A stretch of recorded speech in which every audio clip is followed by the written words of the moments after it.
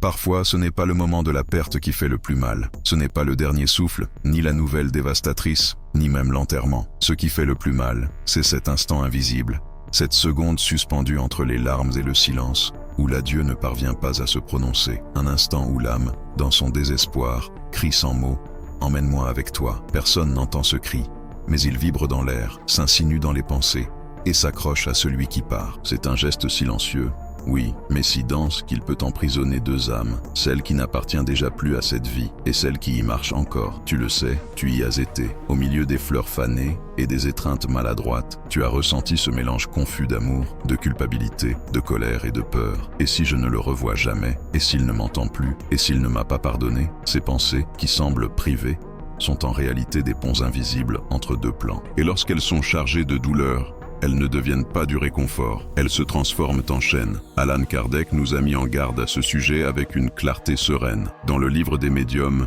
il nous rappelle que la pensée est une force vivante, un lien fluide qui unit les vivants aux esprits. Peu importe si nous ne disons rien à voix haute, ce que nous ressentons, ce que nous pensons avec intensité, parvient à l'âme. Cela vibre, cela touche, cela influence. Et lorsque nous sommes face au corps de celui que nous aimons, ce champ vibratoire devient encore plus sensible, encore plus puissant. Dans ces moments-là, la veillée funèbre n'est pas qu'un rite, c'est un seuil, un espace suspendu entre deux mondes où chaque émotion a un poids, chaque pensée une direction, chaque geste un écho. Et si cet écho est de désespoir, si cette pensée est de résistance, si cette émotion est une possession déguisée en amour, alors le départ de l'âme devient plus difficile, plus lent, plus confus. L'esprit perçoit notre tristesse et hésite. Il perçoit notre colère et a peur. Il perçoit notre attachement et s'arrête. André Louis, depuis le plan spirituel, a décrit dans plusieurs récits ce que beaucoup refusent de voir. Il y a des veillées où l'atmosphère devient si dense, si chargée de douleurs incontrôlées,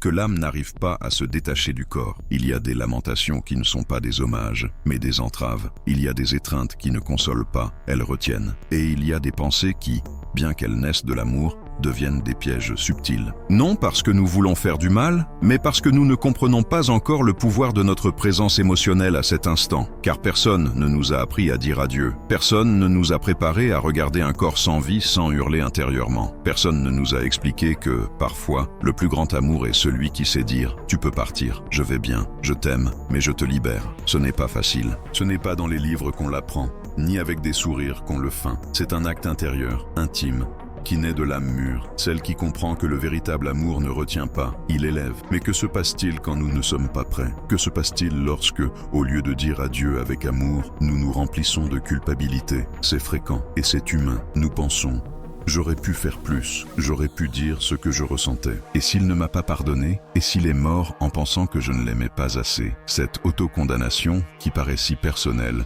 devient un brouillard entre les plans, un brouillard qui obscurcit, qui trouble, qui retient. Emmanuel, dans ses enseignements, nous guide avec douceur. La culpabilité inutile est un poison pour l'âme. Elle n'élève pas, elle ne purifie pas, elle ne fait que prolonger la douleur. Et dans ce tourbillon émotionnel, bien souvent sans le vouloir, nous transformons la veillée funèbre en scène.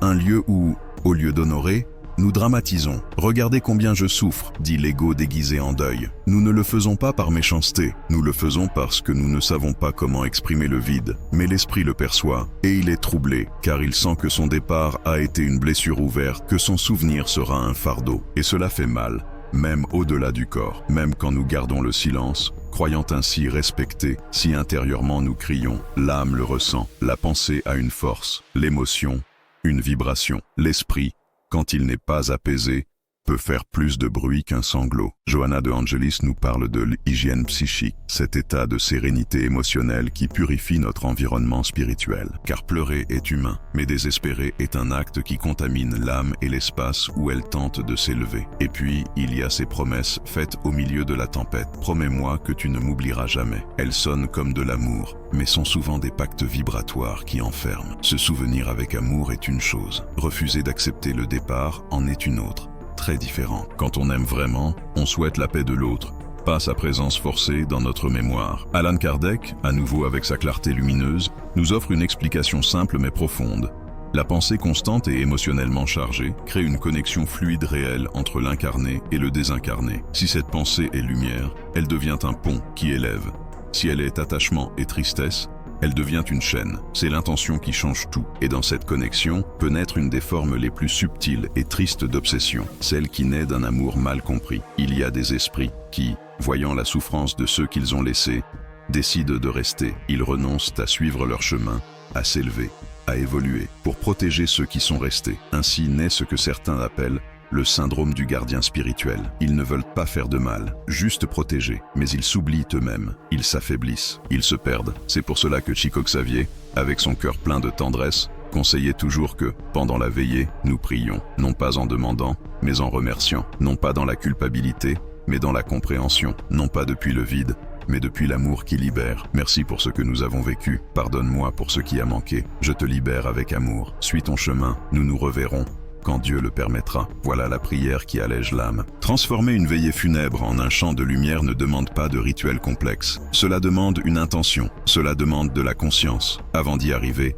apaise ton esprit. Pendant le moment, prie en silence. Ensuite, garde le souvenir vivant, mais s'enchaîne. Une pratique qui peut t'aider consiste à imaginer que tu écris une dernière lettre. Pas une plainte, pas une détresse, une lettre silencieuse, écrite depuis l'âme. Dis-y tout ce que tu n'as pas dit, mais avec amour, avec paix, et à la fin, ferme les yeux et visualise-la s'envolant vers le ciel, comme un papillon portant ton amour sans poids, sans douleur, seulement avec de la lumière. Parce qu'il y a des amours qui deviennent des ancres, des amours qui, bien qu'ils soient nés pour nourrir, finissent par retenir. Mais il y a aussi des amours qui sont du vent, qui poussent, qui inspirent, qui élèvent. Aimer véritablement, c'est laisser partir sans perdre. C'est comprendre que le lien ne dépend pas de la présence physique, mais de la connexion de l'âme. Lorsque nous parvenons à comprendre que l'amour ne s'éteint pas avec la mort, qu'il change simplement de forme, quelque chose en nous s'ouvre, se détend, s'élève. Nous n'aimons plus depuis le manque, mais depuis la liberté. Nous ne pleurons plus depuis le désespoir, mais depuis la gratitude. Nous ne demandons plus de signes pour retenir,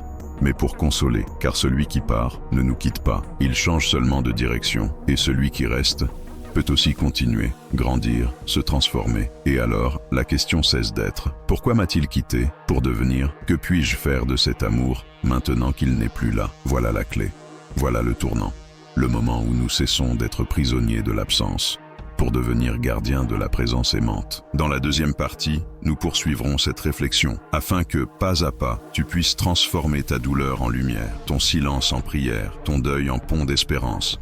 Car le véritable amour, c'est aussi lâcher prise, c'est aussi attendre, c'est aussi faire confiance. Le véritable amour n'enchaîne pas. Le véritable amour a confiance que la vie continue, même si nos yeux ne peuvent la voir. Le véritable amour, c'est attendre sans exiger, c'est accompagner sans retenir, c'est se souvenir sans emprisonner. Et c'est à partir de cet amour, mûr, profond, lumineux, que nous devons apprendre à dire adieu. Car la mort, comme nous l'enseigne Allan Kardec, n'est pas une rupture, mais un passage vers une autre pièce de la maison infinie de l'esprit. Quand nous disons adieu dans la peur, nous créons des ponts fragiles. Quand nous le faisons dans l'attachement, nous bâtissons des prisons émotionnelles. Mais lorsque nous faisons nos adieux avec l'amour qui fait confiance, avec la foi qui console, avec la gratitude qui embrasse, alors l'âme qui part s'élève en paix et celle qui reste trouve du réconfort. Pas immédiat, pas miraculeux, mais réel. Les esprits qui ont déjà franchi le seuil s'approchent souvent de ceux qui sont restés, pas par obligation, pas pour le drame. Ils s'approchent par amour, pour nous dire, dans des murmures qui deviennent parfois des rêves, des parfums, des intuitions, « Je vais bien ». Ne souffre plus, tes larmes ne m'aident pas, ta paix me soutient. Et si nous faisons silence et ouvrons notre cœur, peut-être pourrons-nous sentir ce message. Non avec les oreilles, mais avec l'âme. Transformer un adieu en un acte de lumière est un choix, une pratique, un exercice de l'âme. Tu peux le faire chaque fois que tu penses à cette personne. Chaque fois que le souvenir t'envahit, au lieu de résister ou de dramatiser, respire, ferme les yeux. Imagine une lumière douce entre vous deux, une lumière qui ne sert pas, qui n'impose pas, qui n'exige rien. Elle ne fait que relier, consoler, permettre à l'amour de circuler. Et si tu sens que tu as encore quelque chose à dire, dis-le, en pensée, en prière, dans une lettre que personne n'a besoin de lire, mais qui, en l'écrivant, te libère. Tu peux écrire « Tu me manques, mais je te laisse partir ». Tu peux dire « Merci pour ce que tu as été, pour ce que tu as laissé en moi ». Tu peux ajouter « Je n'ai pas besoin de te retenir pour continuer à t'aimer, car c'est cela que l'âme qui est partie a le plus besoin d'entendre. Et toi aussi. Les liens que créent les pensées ne meurent pas avec le corps, ils se transforment. Et lorsque ces pensées sont pleines de douleurs constantes, de refus, de colère ou de culpabilité, elles deviennent lourdes, denses, sombres. Mais lorsqu'elles sont faites de gratitude, de confiance, de prière, elles deviennent lumière. Et cette lumière guide, élève, libère. Il y a beaucoup d'esprits qui restent, non parce que le monde spirituel les y oblige, mais parce qu'ils sentent qu'ils le doivent, parce que les appels de ceux qui sont restés les retiennent, parce que la peur d'être oubliés les pousse à veiller constamment sur leurs proches. Et dans ce besoin de protection, ils s'oublient, s'attachent, se troublent, comme des mères qui ne parviennent pas à lâcher la main de leur enfant, même en sachant qu'il a besoin de marcher seul. Ce n'est pas de l'amour mûr, c'est de l'attachement déguisé. Et cela arrive aussi dans l'autre sens. Lorsque toi, depuis la terre, tu vis dans l'attente constante d'un signe, d'une apparition, d'une preuve qu'il ou elle est encore là, tu peux, sans le vouloir, maintenir cet esprit attaché. L'attente désespérée, la plainte répétée, le besoin de ressentir sa présence à chaque instant ne permettent pas à l'âme de partir pleinement. Et alors, cela veut-il dire que nous ne pouvons pas ressentir le manque, que nous ne pouvons pas pleurer? Non, pleurer fait partie du processus. Ressentir le manque,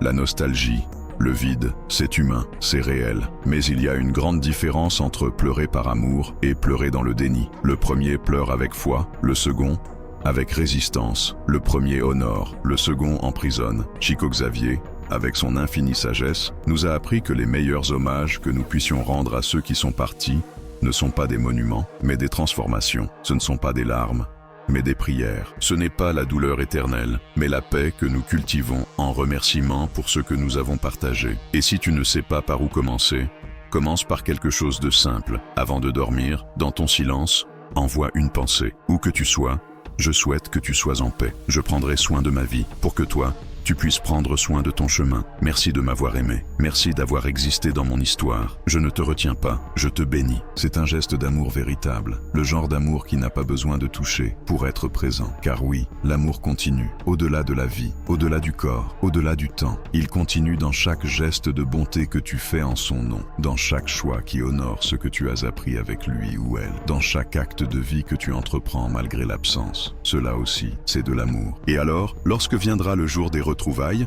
car il viendra, comme le dit Chico Xavier, ce ne sera pas un moment chargé de culpabilité ou de choses inachevées. Ce sera une étreinte pure, une rencontre entre deux âmes qui ont su aimer avec maturité, qui ont su respecter le temps de l'autre, qui ont su lâcher prise, sans oublier, car personne ne part pour toujours. On change seulement de lieu, et l'âme, cette étincelle divine qui vit en nous, ne se perd pas, elle se transforme. Elle s'étend, elle se libère. Et toi aussi, tu peux te libérer de la culpabilité, de la peur, du besoin de retenir. Tu peux devenir un pont de lumière, un phare de paix, une présence qui, au lieu de tirer vers le bas, inspire. Alors, aujourd'hui, je te pose une question. Quel genre de présence veux-tu laisser dans le cœur de celui qui part? Une prison ou une promesse d'amour sans chaîne? Peut-être est-il temps de lâcher un peu, d'avoir plus confiance. De cesser de voir la mort comme une ennemie et de commencer à la voir comme une transition, comme une gare où certains passagers descendent pour que d'autres continuent. Une gare où, si l'on regarde avec le cœur ouvert, on peut voir que le train ne va pas vers la fin, mais vers une nouvelle forme d'existence.